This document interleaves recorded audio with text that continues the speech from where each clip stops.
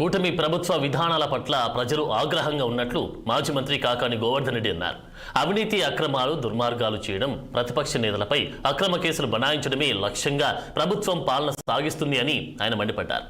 ముఖ్యంగా చంద్రబాబు దిగజారుడు రాజకీయాలు చేస్తూ రాజకీయ పబ్బం గడుపుకుంటున్నారని ఆయన అన్నారు. తిరుమల లడ్డు విషయంలో చంద్రబాబు పవన్ కళ్యాణ్ చేసిన అసత్య ఆరోపణలకు సిట్ ఇచ్చిన రిపోర్ట్ చెంపపెట్టు లాంటిదన్నారు ఆయన. అంతకుముందు నెల్లూరు నగర నియోజకవర్గ కార్యకర్తల విస్తృత స్థాయి సమీక్షా సమావేశం జరిగింది. దీనికి ఆయన ముఖ్య అతిథిగా హాజరయ్యారు.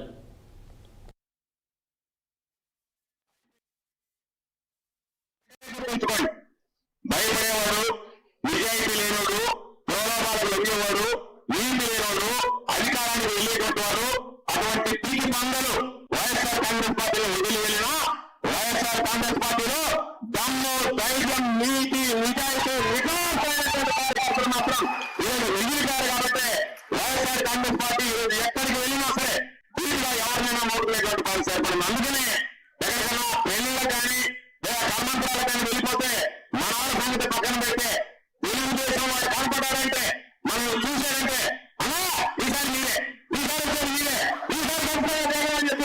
మాట్లాడుతున్నారంటే ఈ ప్రభుత్వం ఎంత దారుణంగా తయారైపోయింది అనేటువంటిది ఈరోజు మనం ప్రత్యేకంగా ఆలోచించాల్సినటువంటి అవసరం లేదు.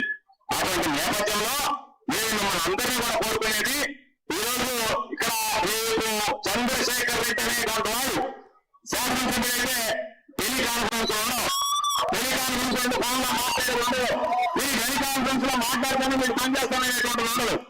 ఏదైనా సరే మనందరం ఆలోచన చేయాల్సింది, ఎవరు మనకు అందుబాటులో ఉంటారు, ఎవరు మనకి ఈరోజు అన్ని విధాలా అండగా అందిస్తారు అనేటువంటి ఆలోచన చేయండి.